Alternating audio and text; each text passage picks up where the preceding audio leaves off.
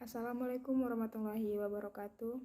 Kami dari Teknik Kimia Universitas Tanjung Pura Pontianak akan membahas tentang teknologi membran pada industri pengolahan keju. Di mana kelompok kami ini terdiri dari 3 anggota. Yang pertama yaitu saya sendiri, Riza Fatimah, dan teman saya Dafa Olang Widiat Moko Aslam, serta Tasya Salina. Langsung saja kita mulai. Yang pertama-tama yaitu syukur alhamdulillah kepada Allah Subhanahu wa taala atas karunia dan rahmatnya sehingga kami dapat menyelesaikan tugas karya tulis ilmiah ini yang berjudul pengaplikasian teknologi membran pada pengolahan keju. Di mana tugas ini secara keseluruhan berasal dari beberapa literatur. Nah, pada tugas ini kita membahas tentang pengaplikasian membran pada industri.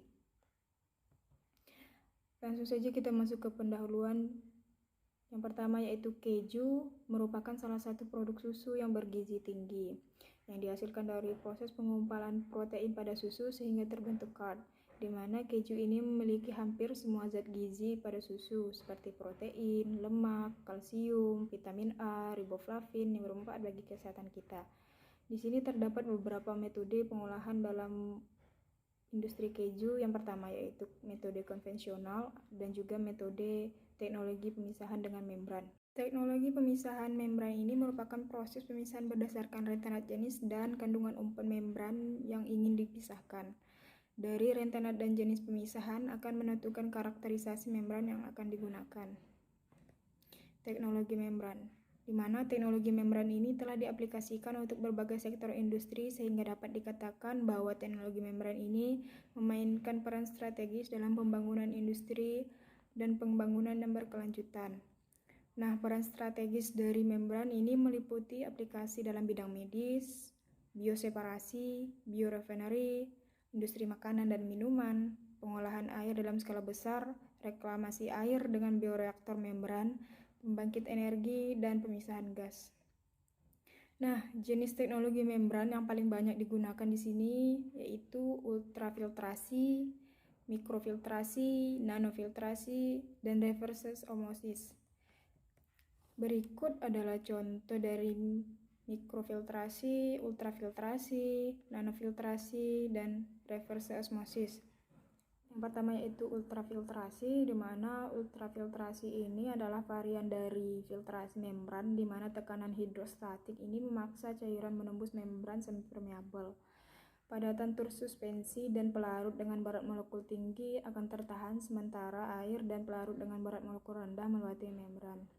Yang kedua yaitu nanofiltrasi. Nanofiltrasi ini adalah proses filtrasi membran yang relatif baru, seringkali digunakan dengan air dengan jumlah total padatan terlarut yang sedikit.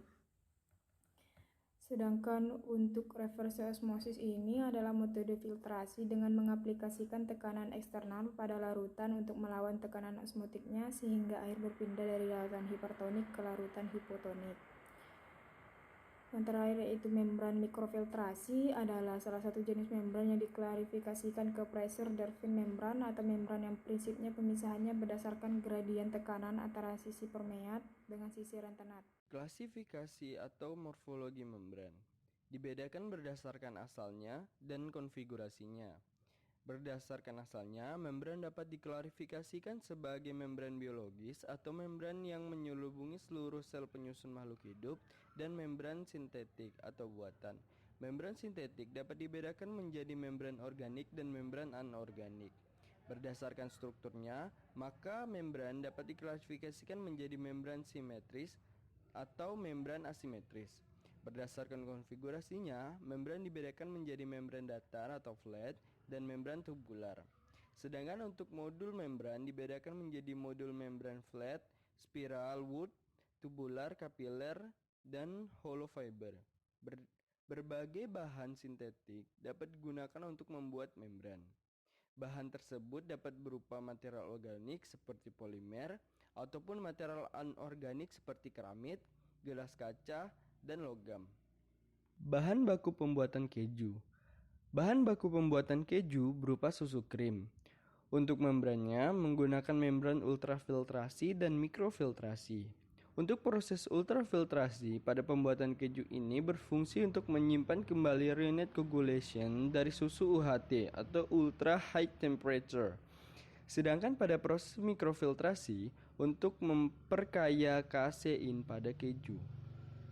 Fungsi aplikasi membran. Membran berfungsi sebagai penghalang atau barrier yang sangat selektif di antara dua fasa. Hanya dapat melewatkan komponen tertentu dan menahan komponen lain dari suatu aliran fluida yang dilewatkan melalui membran. Proses membran melibatkan umpan cair dan gas dan gaya dorong atau driving force. Akibat perbedaan tekanan, perbedaan konsentrasi, serta perbedaan energi. Aplikasi membran terhadap industri keju. Terdapat dua jenis membran yang digunakan pada proses pembuatan keju, yaitu ultrafiltrasi dan mikrofiltrasi. Dalam industri keju, teknologi membran menghasilkan produk-produk yang lebih efisien dibandingkan teknologi konvensional dan memunculkan peluang baru untuk menghasilkan produk-produk yang lebih berkualitas. Jenis membran yang digunakan pada proses pengolahan keju. Yang pertama ada ultrafiltrasi. Ultrafiltrasi ada proses membran yang menggunakan tekanan sebagai tenaga penggerak. Membran ultrafiltrasi digunakan untuk pemisahan molekul besar dan substansi koloidal dari cairan. Dalam prosesnya, zat menembus membran bergantung pada ukuran pori membran dan bukan karena tekanan osmotik. Proses membran ultrafiltrasi merupakan upaya pemisahan dari membran yang menggunakan gaya dorong. Tekanan sangat dipengaruhi oleh ukuran dan substansi pori membran. Proses pemisahan terjadi pada partikel-partikel dalam rentan ukuran koloid. Yang kedua ada mikrofiltrasi. Membran mikrofiltrasi sering digunakan dalam proses produksi produk cair karena terbukti efisien menjaga produk dari mikroorganisme berbahaya dan juga dapat mengurangi partikel tersuspensi dalam cairan. Membran mikrofiltrasi dapat terbuat dari keramik, logam, gelas, dan polimer. Mikrofiltrasi dapat diaplikasikan dalam industri untuk pemisahan partikel dan menjaga produk dari mikroorganisme berbahaya. Di sini ada cara kerja atau prinsip kerjanya membran pada industri keju. Nah, jadi prinsip kerja di pengolahan keju ini dimulai setelah diperolehnya bahan yang berupa susu skim. Setelah diperoleh dari bahan baku, dilanjutkan pula pengaplikasian teknologi membran yang berupa ultrafiltrasi dan mikrofiltrasi. Nah, jadi ada dua prinsip kerja, di mana kedua ini terbagi lagi ke golongan berikutnya ya. Kemudian yang pertama itu ada aplikasi ultrafiltrasi. Nah, ultrafiltrasi dalam pembuatan keju ini sangat menguntungkan bagi konsumen dan produsen. Nah, hal ini itu karena dalam proses pembuatan keju tuh konvensional, kandungan nutrisi pada keju berkurang. Proses ultrafiltrasi meningkatkan kandungan nutrisi pada keju, sehingga jual keju itu penjualannya meningkat dan konsumen tuh mengonsumsi keju lebih sehat. Nah, jadi pada proses ultrafiltrasi ini dapat meningkatkan efisiensi penggunaan alat proses keju, persen yieldnya, jumlah rennet dan yang disimpan, terus kualitas kejunya juga baik. Nah, jadi penggunaan ultrafiltrasi ini pada pembuatan keju dibagi menjadi 3 lagi. Yang pertama ada low concentrate retentage atau LCR. Yang kedua itu ada medium concentrate retentage. Yang ketiga itu ada liquid bridges. Yang pertama saya akan menjelaskan low concentrate retentage atau LCR. Nah, jadi untuk susu keju ini standar terkonsentrasi oleh faktor itu senilai 1,2 dikurang 2 dan sering digunakan pada beberapa tipe keju. Nah, proses ini biasanya menghendaki kapasitas tangki dan protein whey dilipat gandakan. Namun persen yieldnya tuh keju tidak naik secara signifikan, melainkan hanya 4,5-5%. Nah, peningkatan kandungan protein. Proses ini tuh biasanya sering digunakan produksi keju cheddar, keju cottage, dan mozzarella. Nah, terus proses ini juga dapat digunakan untuk standarisasi susu keju dan mengubah komposisi mineral yang terkandung sehingga meningkatkan kualitas produk kejunya tuh baik. Terus yang kedua ada proses yang bisa digunakan juga, yaitu medium concentrate retentage atau MCR. Nah, jadi susu keju yang standar konsentrasinya itu di sini pada MCR 2 sampai 6. Peningkatan yield pada proses ini sekitar 6 sampai 8%. Untuk proses yang digunakan itu memproduksi keju cheddar dengan proses APF. Nah, jadi proses mengkonsentrasi susu 5 kali dengan DF itu untuk menstandarkan kesetimbangan garam. Nah, proses ini juga digunakan untuk memproduksi keju queso fresco, feta, camembert, dan brie. Biasanya digunakan keju untuk luar negeri. Dan yang ketiga itu prosesnya ada liquid pre-cheese, liquid cheese, susu keju yang standar konsentrasinya ini untuk kandungan padatan pada keju. Nah, jadi proses ini memberikan peningkatan persendial yang maksimal karena tidak ada butiran protein whey. Nah, pada proses ini keju dapat dibuat tanpa menggunakan tangki juga. Nah, keju dapat dihasilkan dari proses ini. Antara lain itu ada feta, quartz, cream cheese, ricotta, dan mascarpone. Nah, untuk proses ultrafiltrasi terhadap susu skim dan air daddy protein itu dapat dijalankan viskositasnya. Biasanya viskositasnya yang terfiltrasi itu cukup rendah biasanya. Nah, untuk pemerasan pada susu itu lebih tinggi, dapat mendenaturasikan protein dengan cepat sehingga berdampak efektif membrannya. Yang kedua itu ada aplikasi mikrofiltrasi. Nah, untuk potensi penerapan membran pada pembuatan keju tidak hanya sebatas peningkatan konsentrasi susu keju. Nah, untuk kemampuan untuk mengontrol rasio antara rasio alpha kasein dan beta kasein pada susu juga sangat diperlukan.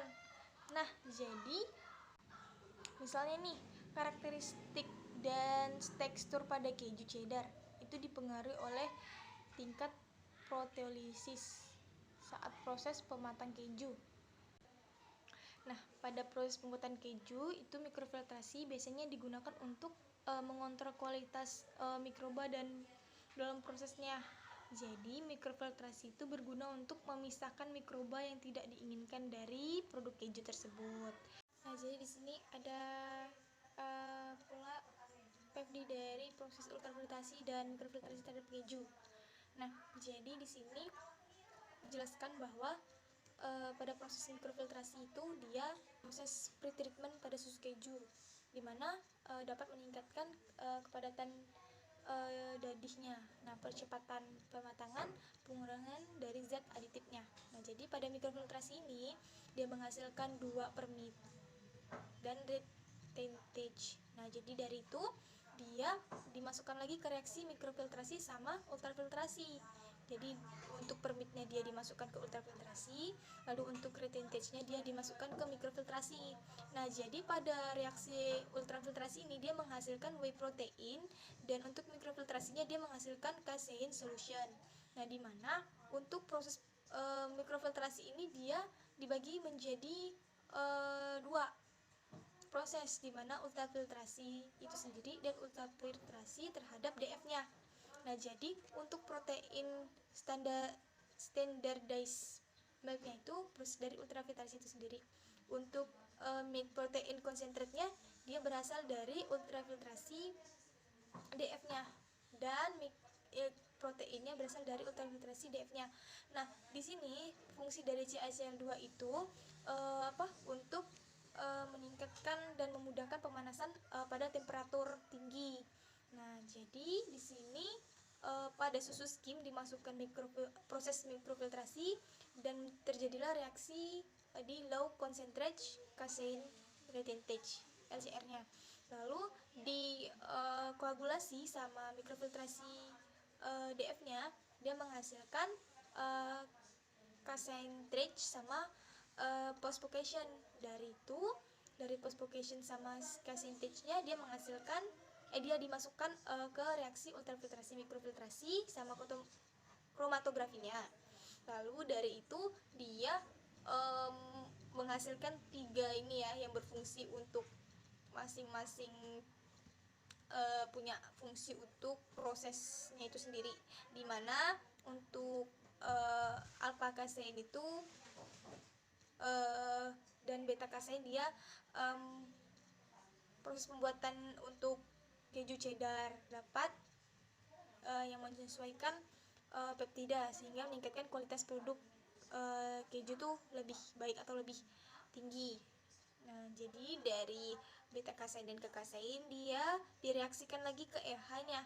Nah, dari beta kasein sendiri dimasukkan ke reaksi EH, dia menghasilkan beta kosomorfinnya.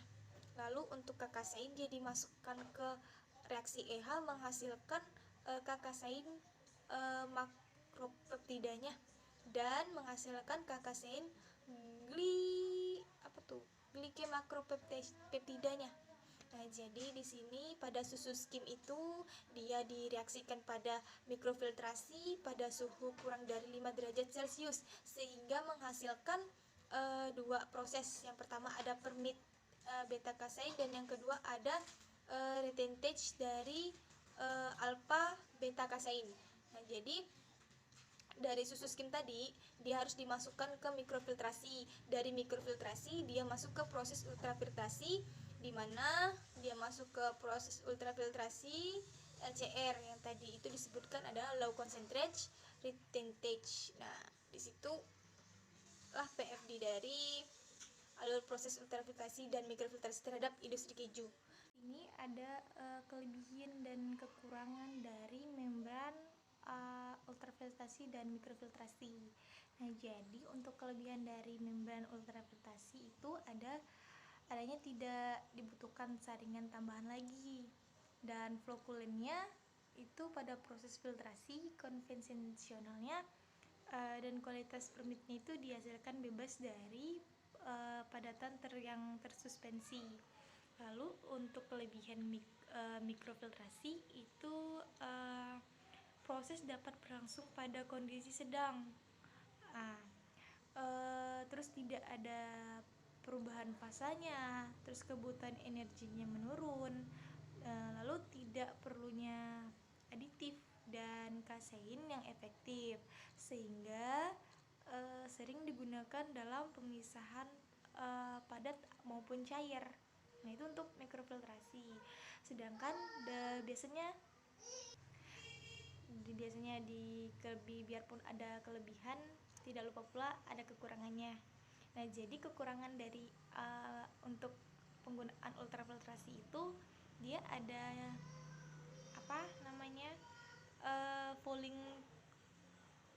fouling khusus pada lajur alir yang tinggi dan tersumbatnya pori pada foulen. Kemudian ada pori membrannya itu bisa tersumbat atau porinya itu terhambat oleh membrannya biasanya. Saran dan inovasi dari kelompok kami. Nah, di mana penggunaan aplikasi teknologi membran itu di sektor industri dapat lebih dikembangkan yang tentunya memerlukan dukungan dari pihak-pihak terkait yang berupa itu dari pemerintahnya maupun masyarakatnya. Karena dengan adanya aplikasi teknologi membran diharapkan dapat meningkatkan pertumbuhan ekonominya serta nilai jual ataupun nilai konsumen yang membeli itu bisa meningkat. Tapi dengan mengkonsumsi barang dari luar, kita harus juga berhati-hati dalam mengkonsumsinya. Salah satunya keju kan sering kayak dikonsumsi oleh orang-orang itu ya, orang yang orang yang ingin sehat gitu. Jadi untuk pemilihan keju tuh semua keju baik sebenarnya, tapi ada juga keju yang kurang baik. Jadi berhati-hati dalam mengkonsumsinya. Nah, jadi di sini juga ada daftar pustaka dari kelompok kami yang kami gunakan untuk melengkapi pekerjaan makalah kami, sehingga makalah kami dapat terselesaikan dengan baik. Nah, jadi kurang lebihnya saya mohon maaf dalam materi ini. Semoga bermanfaat dan tidak lupa pula banyak kesalahan dalam kelompok kami, mohon dimaafkan. Kurang lebihnya saya mohon maaf. Semoga bermanfaat dan ilmunya makin menambah. Wassalamualaikum warahmatullahi wabarakatuh. Thank you for watching.